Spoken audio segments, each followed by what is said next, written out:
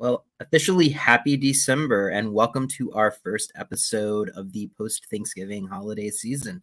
As always, we got a great show lined up for you today. First, I'm going to talk a little bit about Eli Roth's new horror movie, Thanksgiving.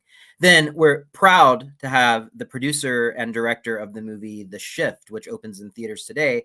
Ken Carpenter is our producer. Brock Heasley is our director, and they're going to be talking to me about the movie and the writing process and the production process and all of the wonderful behind the scenes details. And as always, we are going to end with our weekly film rundown. So we have a very movie centric show today on tap. So let's get started. I don't know how many of you all have had the chance to see Eli Roth's new horror movie, Thanksgiving. In a lot of ways, it feels a little past its prime at this point because we're past that particular holiday. But it's a movie that really was kind of the surprise of the Thanksgiving box office because it came out, it did pretty well. Lots of people were talking about it. And then it had the highest hold for a horror movie in a very long time. It set a record for that. And more impressively, it also got very favorable reviews from critics. It was sitting at an 83% at the beginning of the show on Rotten Tomatoes. So this is a movie that a lot of critics and a lot of audiences are really connecting with, as you can see from the Rotten Tomatoes critics and audience score. I've been a long-time fan of Eli Roth. My first academic publication was about his movie Hostel and its sequel Hostel Part 2. So to me, Roth is a filmmaker that's on par with Quentin Tarantino, David Fincher, Wes Anderson, Paul Thomas Anderson, and a lot of the other directors that we sort of consider the pantheon of the great American cinema these days. I feel like he doesn't get as much credit because of the fact that he works in low genre movies. Outside of horror, he's really kind of bounced around. What happened in his career was that Hostel was a massive hit, put him on the map. Hostel 2 got a lot of pushback from critics, and the torture porn label was associated with Eli Roth, and that movie got leaked during the time of heavy piracy and just didn't live up to expectations. And Roth was kind of in exile for a while. He produced some horror movies. He did a lot of history series for AMC. Eli Roth's History of Horror is a wonderful documentary series that I'd encourage everybody to watch. And he didn't make a movie between 2007 and 2015. His 2015 movie, The Green Inferno, was an absolute return to form for Eli Roth. It's a movie about a bunch of environmental activists who go and try to save some people in the Amazon and realize the tribe is cannibals. So lots of nice social commentary. And since then, he's made the Keanu Reeves movie Knock Knock, the Bruce Willis remake of Death Wish, which was a very, very, very good movie, and a vastly underrated children's movie with Cate Blanchett and Jack Black called The House with the Clock in Its Walls. He's also directing the upcoming adaptation of Borderlands, and in a very nice turn of events, my review was published yesterday. A couple hours later, Eli Roth announced that Sony had decided to finance and make Thanksgiving 2. So we'll be hearing more from this world in the next couple of years. One of the main reasons that I think Eli Roth is an incredible filmmaker is because of the fact that he is able to work in very politicized genres and turn them on their head. He also is a filmmaker who's very obsessed with violence, but he's also very concerned with how viewers interpret violence and what it means to watch violence as entertainment. So if you're watching a movie like Hostel, you're paying money to see people being tortured. And Eli Roth doesn't let you forget that. And not only does he not let you forget that, he also posits that that desire for violence is one of the moral failings of our contemporary society. So rather than making some kind of empty message movie or something like that, Roth is a very, very skilled satirist. He's a very skilled filmmaker and vastly, as I said, underappreciated. So I saw Thanksgiving before Thanksgiving and have been thinking about it for a while. One of the things that really caused this movie to connect with critics, I feel like, is that on the surface, you've got a killer pilgrim, right? That's kind of our du jour symbol right now of stolen land and white privilege and all of these other topics that are coming out. And it's a very easy symbol. The movie also starts with a Black Friday riot. So there's this anti-consumerist message. And if you look at most of these positive reviews, they like the movie because it's anti-capitalist or they talk about that messaging. But it goes much deeper than that. This is a movie that, like Hostel, is very much about craving violence as entertainment. the fact that we see these very up close tragic deaths in the beginning of the movie during the Black Friday riot. And it's not so much the deaths, it's the fact that those deaths are broadcast and made a joke on social media and on YouTube.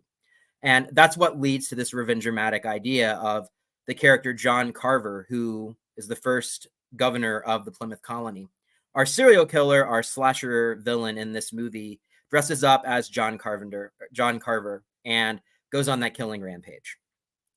But again, Roth is very concerned with character development. He doesn't just have the greedy capitalist getting his just desserts. He doesn't just have all of these other characters that are teens with no personality. It hurts when these characters get murdered. And that's part of Roth's MO. He wants us to feel, he wants this violence to actually mean something. One of the most emotionally resonant scenes that I've seen in a movie is a scene in Thanksgiving where a boyfriend is cradling his girlfriend who has just basically been disemboweled by John Carver. And he's in shock, and it's a very natural reaction. Had the same kind of vibes as a movie like Saving Private Ryan. So Eli Roth is an absolute artist. Thanksgiving is a movie that really does get at the heart of a lot of the debates we're having today. He doesn't just make fun of stupid Black Friday shoppers. He thinks about what Black Friday means in terms of the American class system, that this is a day whenever the elites who are sitting around in their tables, and I did not mention this in my review, but Eli Roth knows film history. The beginning of the movie starts out with the owner of this big box store and the sheriff, played by Patrick Dempsey, and all of their families sitting around Thanksgiving dinner, and he cross-cuts between Thanksgiving dinner and Black Friday. And this is a trick that goes back all the way to D.W. Griffith's A Corner in Wheat, an early movie from the very, very, very beginning of the 20th century, in which a wheat baron and the people that are starving are cross-cut at dinner in the film to show the class disparity. So he starts the movie out by showing this. So these Black Friday shoppers aren't just characters. They're people who need this stuff because that's what's left of the American dream in the world that we live in. So it's a very potent critique that he begins the movie with and explores through the character of John Carver. I would highly recommend, even though it is a little bit past Thanksgiving now, that all of you check this movie out. It's a movie that I'm going to be thinking about for some time. And if you're interested in reading my review, which I just learned a Real Clear Books and Culture picked up as one of their 10 must-read articles for this Friday, it's always great to be in that company the few times that has happened to me. Read the review, check it out. It's available on the Pamphleteers website. It came out yesterday. And if you saw the movie and you liked it, please reach out to me on X or reach out to me on the show and tell me what you think. So, continuing with our movie theme, I am proud to introduce Ken Carpenter and Brock Heasley, who are the producing team and the directing team behind the movie The Shift.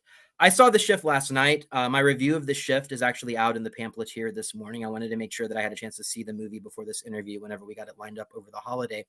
It's a movie from Angel Studios, the studio that produced the film Sound of Freedom and the TV series The Chosen. It's a little bit of a departure for them, and it's a little bit of a departure for Ken Carpenter, which he's going to talk about a little bit later.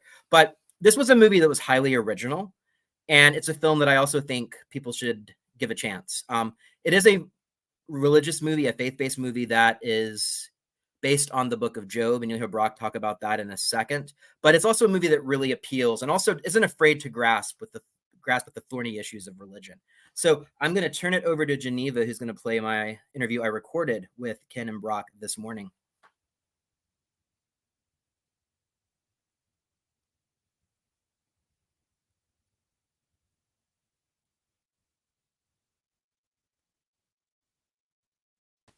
Hey, just one sec. Read the article.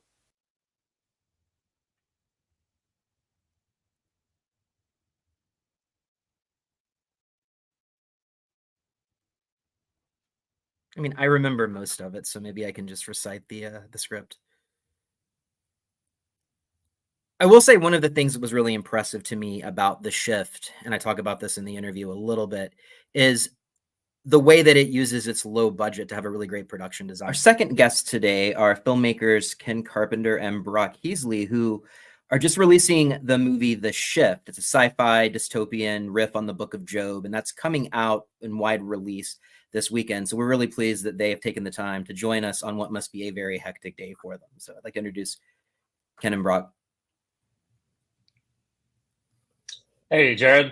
Hey, we I really appreciate it. I know things must be very busy, and I've heard opening weekend is always just sort of a nerve-wracking thing for a filmmaker. So I don't want to add to your stress. I'm hoping we can just have kind of a nice conversation about this amazing movie that I saw last night and was just sort of blown away by. So, I mean, congratulations on making this film and doing such a wonderful job with it. Thank you. Sure. Thank you very, very much. Appreciate that. So for those of our viewers that aren't familiar with your work, I'd like to know just sort of how you all got started in the film business. Oh, gosh. Take it away, Brock. All right, I'll do the brief version. About 9 years ago, my wife and I, we lost our jobs within 24 hours of each other, and I was a graphic designer with no intention of joining the film business or ever even thinking that was a possibility, but a great lover of film and movies. And after months of not being able to secure a new job, after a month of prayer and trying to figure out what in the world to do, I received the insane inspiration to go into the film industry and continue to make absolutely no money as I tried to figure out how to make movies, and then eventually geared up the shift. And so here we are about 8 years after that, 9 years after that, and now this movie has come out. So it ended up being a correct inspiration, but it was a difficult one to get through. Great. And Ken, how did you get started? I was a young filmmaker in Los Angeles back even before the start of the century, Jerod, and got started making short narrative films and was loving it and was fully intent on that being my career path. And then one day I fell into directing a music video for a band in Nashville. The video went well. It put my wife and I on a plane to Nashville. She took one look at it and said that would be a fine place to raise our family. And I say all that to say my narrative filmmaking career took basically a 2-decade detour while I did commercials and music videos and concerts, documentaries and branding films, everything except narrative feature films. But finally, 5 to 7 years ago, I had the bandwidth to do what I got in the business to do in the first place, make movies. And very, very, very happy to be there now. Yeah, and I wanted to talk a little bit about that because I first met you when I was doing a feature story on this growing film industry in Franklin that's kind of popped up over the past few years. And I think you're one of sort of the pioneers of that. I saw your movie Finding You in theaters on a whim during the pandemic, and I loved it, just absolutely adored the movie. It made my top 10 list of that year. And I was just shocked to find out that it had these Franklin-Nashville connections. Then we had Ryan Whitaker on the show a couple months ago for Surprised by Oxford, which was another movie of yours that just sort of blew me away. Pretty sure that one's going to be on the top 10 list as well. I've not quite figured all of that out yet, but absolutely just stunning movie. So it's a really nice thing, I think, for Franklin and for Nashville to have this industry that is stable, and more than that, to have filmmakers who are making movies that consider Franklin home and are turning it into this creative hub. So why Franklin in terms of making films, outside of the fact that this is a good place to raise a family? Yeah, it is that, Jerod. It is great for somebody that does value family. I mean, it's a wonderful environment there. I love the landscape and the geography. I mean, it's a beautiful place. But I think most of all, it is, of course, home to so many singer-songwriters, Music City. But there's also book publishing and influencers and speakers, and there's just so many creatives in Franklin, Tennessee. It's a really, whether or not we shoot here, I like to go to exciting places to shoot. It's a great place to come home to, and I think creatives get filled up in Franklin because you can't go into a coffee shop in Franklin these days without running into another producer, director, cinematographer, actor, writer. It's just it's a great nucleus of creative people. So can you talk about some of the other Franklin, Middle Tennessee connections? that you worked with on The Shift? Because I know that, Ken, you're not the only one from the area that was involved in this movie. Sure. On The Shift, we brought in, and Brock, feel free to help me, but I know we brought in front of the camera, Rose Reed, who was in the aforementioned Finding You and Surprised by Oxford. She plays a small but pivotal role in The Shift. And we brought down Jason Marsden from Nashville and Tyler Merritt, who was in Surprised by Oxford, plays the mayor in Brock's movie. Behind the camera, we brought down our costume designer, Anna Redman. And I think perhaps one of Franklin's more notable signatures on the film is the score, which is done by Dan Hesseltine and his writing partner, Matt Nelson. Dan was in a little band called Jars of Clay, the lead singer in that band. And we're just super happy with what Music City delivered on the soundtrack of our film. Yeah, and I think you're missing a significant number of people there, Ken. I believe we had almost the entire Carpenter clan working on this movie as well. I don't know how much time Jerod has. It's a real family affair. We had a few other Carpenters show up in the end credits. Yes. Yeah. Well, I mean, and I feel like the score especially. What I've noticed, especially sort of the trends that have been happening, is you either have this like very basic synth score, or there's sort of this like throwback, and this is a very distinct score that I think works and really does help with the world building of this movie. It's also very subtle. I mean, it just was so ingrained into the fabric of what you all were doing scene to scene. So I really appreciated that about the movie. But Brock, I want to talk about how you got the idea for this film, because this isn't an adaptation, which I know that Ken worked on Surprised by Oxford, so the story was pretty much there for that. And Finding You was also based on a book. You have to build this world entirely yourself. And I know that you did a proof of concept first, and it was like maybe your second short, and this is your feature debut. So how did you build this world? What was that process like? Well, it really started with the short, obviously, and the short was what I considered kind of a one and done deal. It concerned this guy, and he has this job interview, for lack of a better term, with the devil, who calls himself the benefactor in our film. And he didn't call himself that in the short, but the short was very much, I considered a complete story. But even within that, there was an idea behind what was going on in the world of that story. For example, all of the patrons, the job interview takes place in this diner, and all the patrons seemed very aware of what was going on and were very afraid. And I remember when we shot it, talking to the extras about how they all knew who this guy really was, and they were all there for a reason, and they weren't trying to run away because there was a reason for them to be there. And so already some of the world was built just to justify the behavior of the people in that diner. And then when it came time to make the feature film, and I was really intrigued, not with taking that short film and just stretching it out to 2 hours. I really became intrigued with the idea of what happens if the story continues after what I considered to be the ending. As a writer, that's a really interesting spot to kind of, a corner to kind of write myself out of. Like, how do I make an interesting story that continues past what I thought was the end? And the thing that I grabbed onto for that was, well, the book of Job. By the end of the short film, we've got our guy, Kevin, who's had this profound experience. He realizes the reality of God. And that's where Job starts. Job starts having already understood the reality of God and being a righteous person. And so I figured that'd be a great spine to hang the rest of the story on. And then it was really just about building the world around that to just cover the different beats in a totally different way, that I have gravitated to on the story of Job, just making sure that we got to those different beats in a way that was interesting and kind of came at you sideways.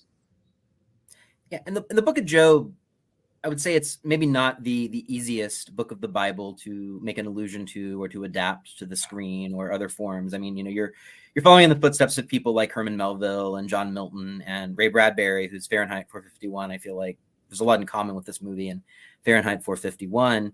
But one of the problems with the book of Job, and one of the reasons that, a lot of atheists sort of use it as their nitpick whenever they're having these theological debates, is, God doesn't restore Job at the end in the way that we would think, right? It's not like, oh, it was all a dream. Right. And I think it's very hard for people to sort of get around theologically that God basically murders Job's entire family, all of his children, and suddenly, like, oh, there's some new ones, it's going to be fine. It's kind of the problem of suffering that the book of Job brings up. So what was it about the book of Job, sort of knowing you were going to have to navigate these pitfalls? I mean, for me, all of that just made it more interesting to me.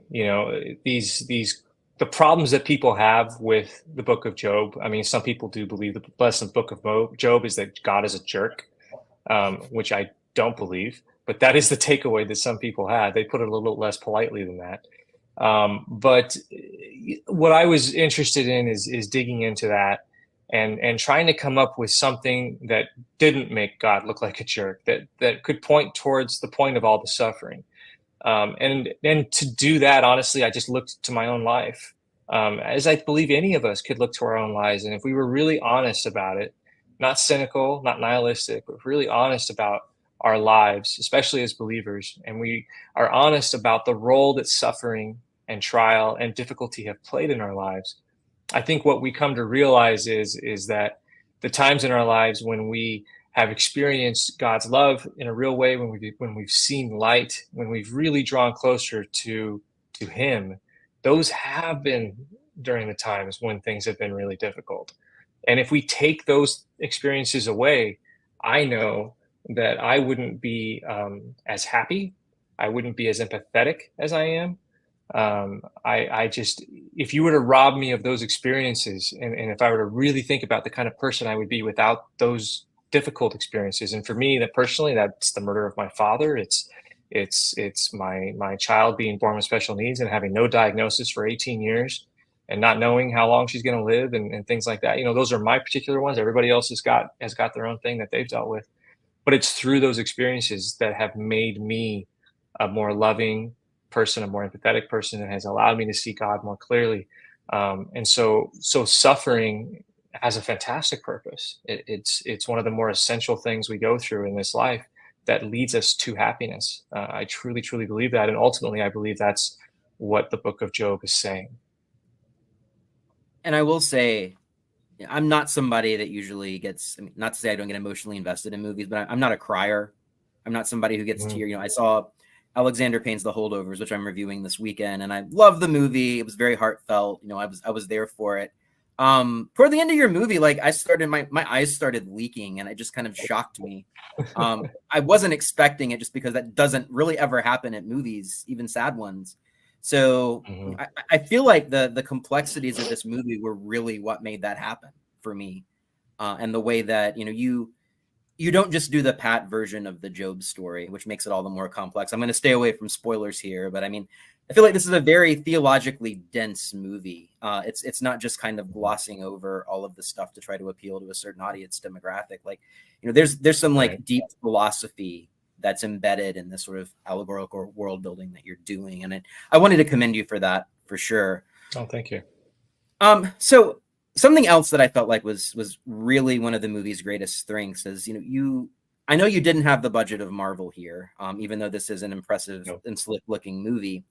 I loved the fact that you shot on location in Birmingham and really used that city and the character of that city as a backdrop. It added a lot to the production value. There was sort of this weird dissonance between seeing all of the characters in their sci-fi uniforms and then these random places in Birmingham that I've walked around when I've been visiting the city. And to me, in a lot of ways, it felt like a more authentic world than the sort of Marvel everything is CGI green screen look, or even something like Everything Everywhere All at Once, which was not a movie that I adored like everybody else did. So how did you go about shooting in Birmingham practically, and also how did you go about adapting Birmingham to the story you were trying to tell? I will tell you, Jerod, in this fascinating and fluid way that movies come together, I wish we could claim that we knew at the outset that Birmingham would be our home. But we, for months on end, thought all the world that we'd be shooting the shift in Atlanta, Georgia. And we were starting to scout locations and crew up and all of that. But something didn't sit entirely right about it with Brock and I. The fact of the matter is, even with our modest budget, we were sort of a small fish in a very big pond. And, I knew that given how much we wanted to stretch that budget, we needed to be in an environment that wanted us there. And really at the 11th, maybe 11th and a half hour, we, on a Saturday, Brock and myself and 3 or 4 of our close core team, on almost a whim, said, you know what, let's drive. We were in Atlanta and we said, let's go take a look 2 hours to the west in Birmingham, Alabama. And I tell you, we pulled into the city limits and it was almost just instantaneous. The clarity, we didn't even have to say it. We just knew we were in the home of the shift. And the beautiful thing about Birmingham, with its industrial history and with the renovation and restoration that's currently happening, a lot of it's done and a lot's not. So the way we jokingly talk about it now, it was sort of bombed out, locations from the past that haven't been touched in forever in this direction, and then a tapas restaurant and a boutique hotel in the other direction. It was a great place to shoot during the day and hang out at night. It really fit our needs just perfectly. And, I believe that was a providential unfolding of us being directed in the right place for this movie. Yeah, and that's one of the things that I love about Birmingham. I'm reminded of those stories from like the recession era of like Detroit and Transformers and the Expendables, where they basically would just pay these big budget action movies to level city blocks for them, which, Birmingham is not in that situation. And that's one of the things that's very interesting in the movie is you have this tension between the apartment that the tenement that they live in, and then, the really nice restaurant where that incredibly tense scene, I don't want to ruin it for people, but there's a knife and there's a steak and there's Rose Reed, and it's one of the tenser scenes that I've seen in a while, but it's happening at this fancy restaurant, and you leave the fancy restaurant, and as you say, you're sort of like back out in dystopia in some ways. So I don't think there's really another city that you all could have pulled that off in that's coming to mind right now. You're definitely not downtown Nashville or Franklin for sure. No. I love the fact that you were able to make the city a character in a way that was like, very respectful, but also we really get a sense that you knew the area, which I don't feel like a lot of films, especially these days, are rooted in any real sense of place. You have New York standing in for Canada, and it's just kind of a there, and that's it. But, this movie seemed rooted in place, and I don't think that's something that, a $200 million budget could even replicate. So kudos on that. I mean, that was one of the major things that really drew me to this film, for sure. So, Brock, what were some other films that you took as inspiration as you were writing the movie and directing? Well, oh my gosh, what film didn't I take inspiration from? One of the things that is so exciting about the shift, and I think also kind of like going in, it's kind of hard to wrap your head around for people who haven't seen it yet, is that it is a mashup of genres. It is a romance through and through. It's also a thriller. It's also sci-fi, and it's all of these things at once. And then they also take turns, and there's a handoff. And it all somehow works together. But so as you can imagine, the inspirations behind this film were pretty varied. I mean, I looked to everything from Back to the Future Part 2 to The Family Man to The Matrix to Gattaca to Children of Men. I think all of those movies are mixed in there in different ways. And that comes largely because I'm such a giant movie fan, movie buff, but particularly I'm such a genre movie fan. Sci-fi is my favorite genre. And I think, look, we live in a remix culture to a degree where everything's a remix. But I think we've been able to take those influences, at least I like to think we have, and turn them into something new. Because this isn't based on a book. It's inspired by the Book of Job, yes, but it's not based on a book or a TV show or a comic book. It's an original thing. And thank goodness this year audiences are saying, you know what?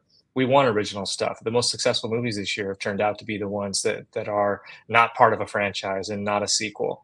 And how refreshing is that? So we're looking forward to people discovering The Shift and all that it has to offer.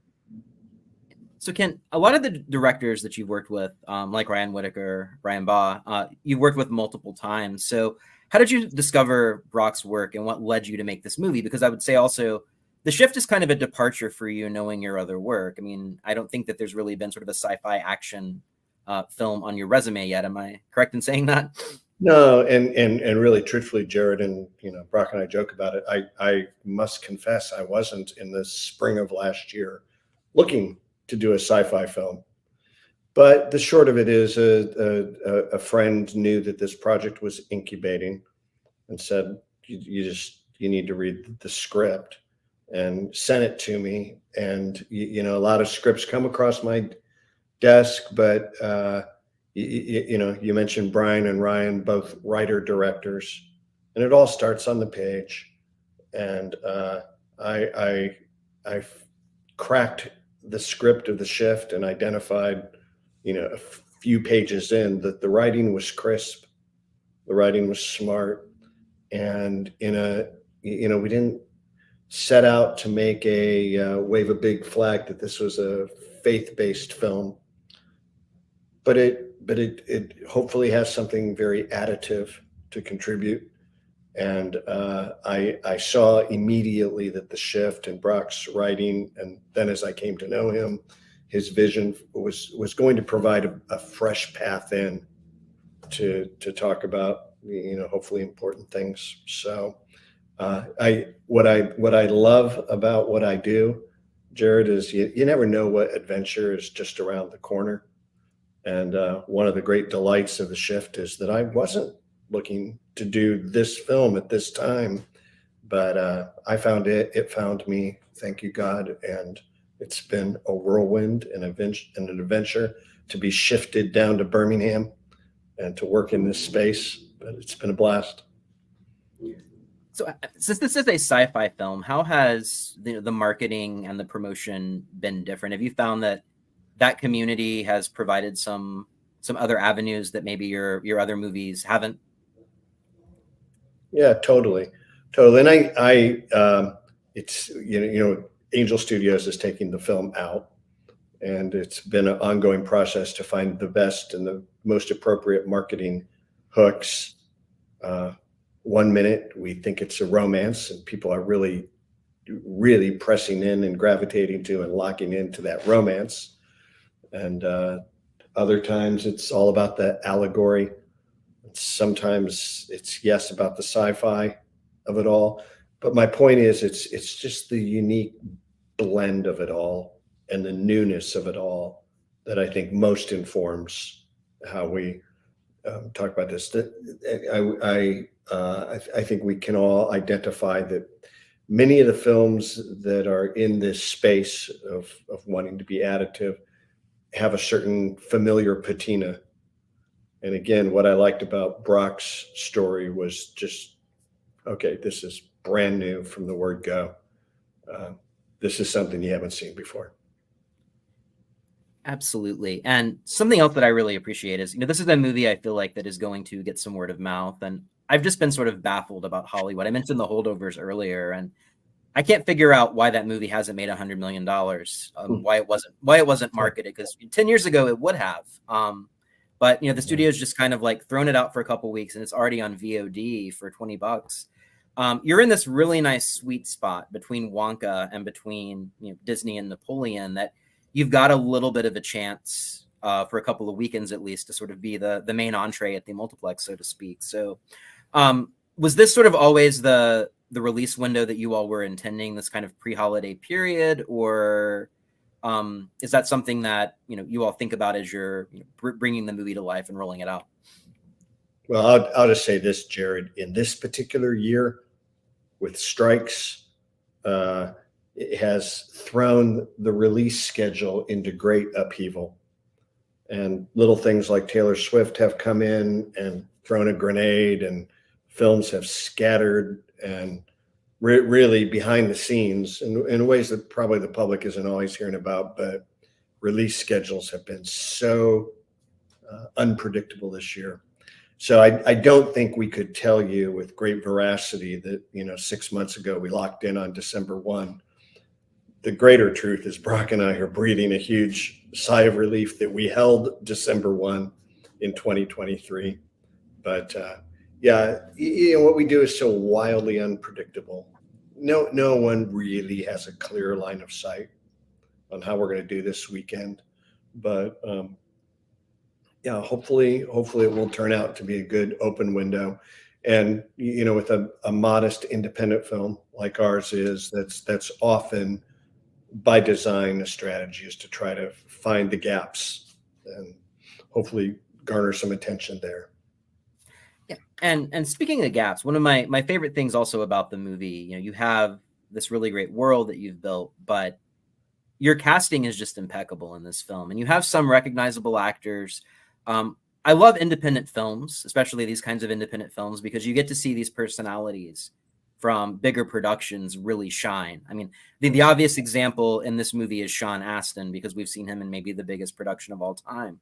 But Neil McDonough as well, somebody that I recognized as Eisenhower from a couple seasons ago in American Horror Story, who's just this actor with gravitas, and he pulls in this tour de force. So can you talk about the casting process and sort of how you came to work with these particular actors? Yeah. Go ahead, Ken. No, I mean, I'll let you talk about it, Brock. I'll just say it was great fun. Of all the different aspects of filmmaking, casting is right at the top of the list for me. And it was a long, arduous journey, but we're really happy with the cast we were able to put in the movie. But Brock.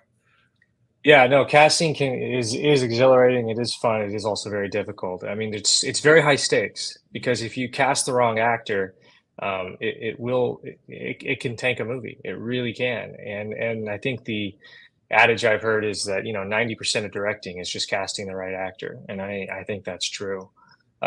With the actors that we got, we really drilled in on these characters, as individuals, and really tried to figure out who was going to be the best.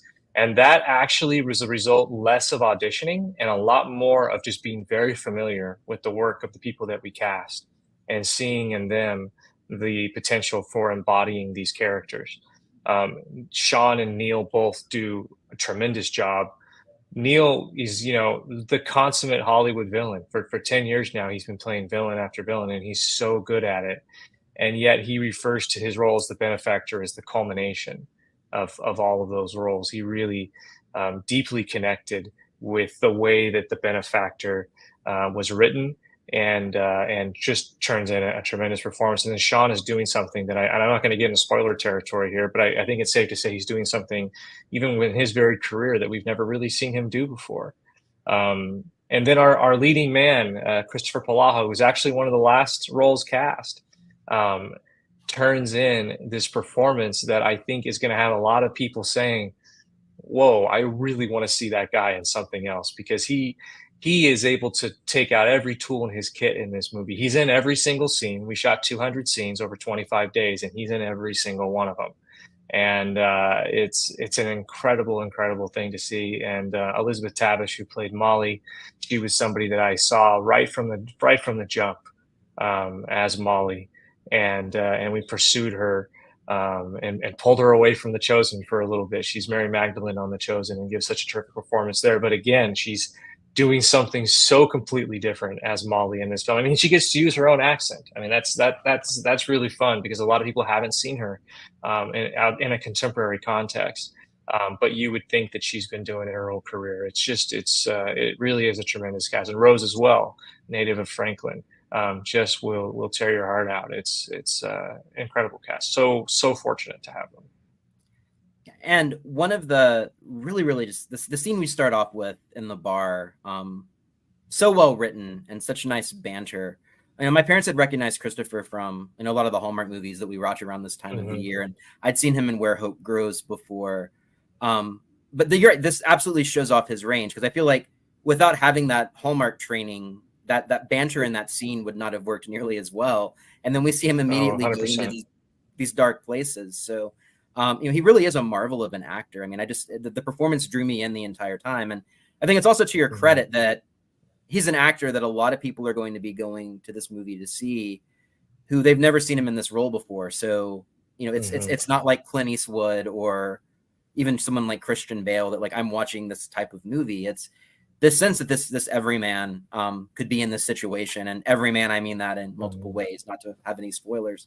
So, yeah, I mean, the casting was just impeccable, and his conflicts with Neil as well, just firecracker scenes the entire time. So what's next for both of you besides a lengthy holiday vacation, I would hope? I was gonna say I'd love to get hit my pillow. I'd love to sleep. That's probably the very next thing. But no, I look, I've got more stories to tell, and I'm ready to go as soon as we can make it happen. But and I'm sure he's got all kinds of irons in the fire. I do. I'm on a plane home to Franklin, Tennessee this very day. Jerod, I hope to go to a Tennessee Titans game on Sunday and return to some semblance of normality. But Brock and I may be jumping back over the pond. Our film is opening in the UK in mid-December. So that is looming. And yeah, I've got a bunch of things developing here, but also some things overseas. The two films you mentioned, they also whet my appetite for more international productions. So we'll see if those doors open. Well, great. And I've been telling everybody about this movie. My review will be out in the pamphleteer today, and I'll be tweeting and Instagramming and Xing and Facebooking all about it. So thank you all so much for joining us. And more importantly, thank you all for making such a remarkable film. And I hope you have a wonderful holiday season. Have a good one. All right. Thanks.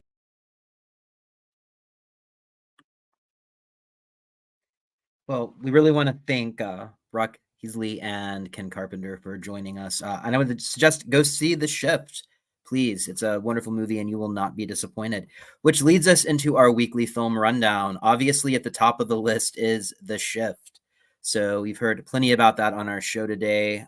That would be my pick of the week, but there are some other releases that I'm also very excited about.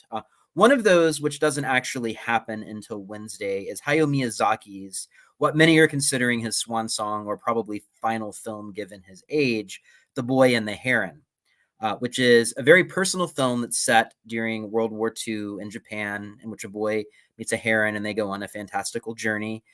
The movie's opening in wide release on Wednesday, but the Belcourt is actually doing a retrospective of Miyazaki's work in preparation for that beginning this weekend with 5 Studio Ghibli classics.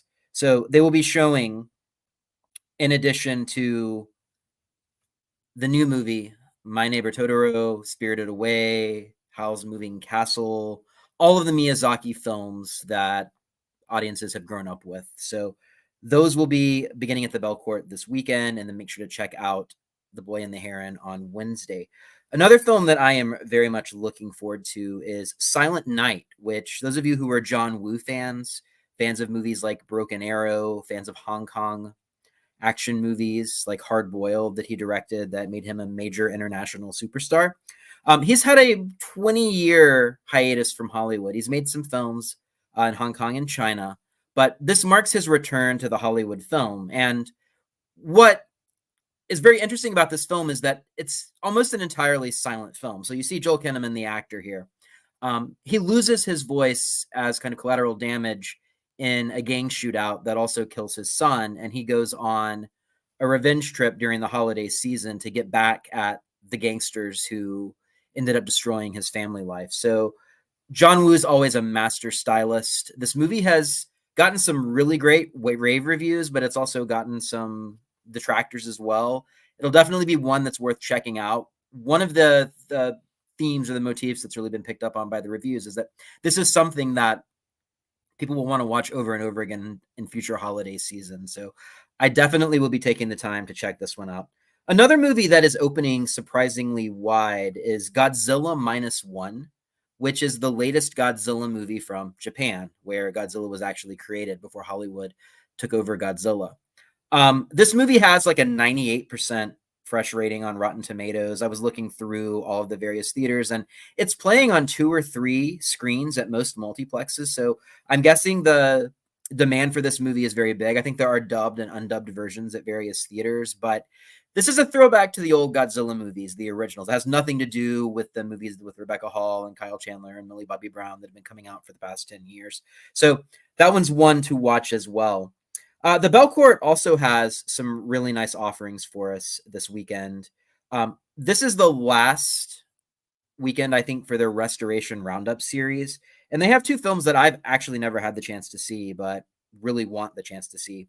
One is Victims of Sin, which is a very famous musical noir from Mexico that came out in 1951. The print was long thought damaged, but it has been recently restored in 4K, and it's from Mexican director Emilio Fernandez. I really am looking forward to seeing this movie in all of its glory on a big screen. Another movie which has a really great story, I could almost do another episode of the show on by itself, is The Plot Against Harry. And it's a movie that actually was made in 1968, but had some horrible test screenings, and the director decided to shelve it. And one day toward the end of the 80s, he heard this guy laughing hysterically at the production studio and realized he was watching the movie. So on a whim, he ate a couple of prints, sent him to a bunch of film festivals, and the movie got in and audiences loved it. And this movie has been really a 90s cult classic ever since then, even though it is obviously older than that, and just got its own 4K restoration. So the Belcourt will be playing that throughout the weekend.